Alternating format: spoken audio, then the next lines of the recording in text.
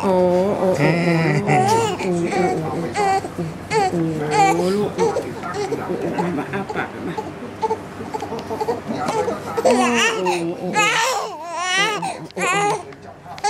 โอ้โอ้โอ้ลู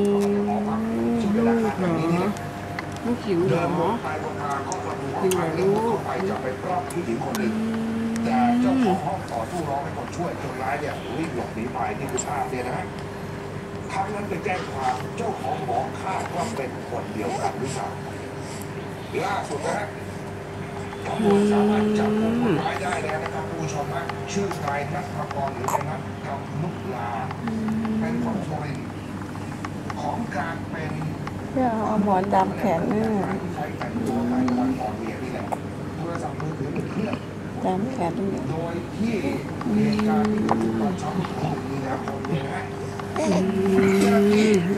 เรียกตัวนายนัทกรคนนี้ไปสอบสวนแล้วพบพิรุธและ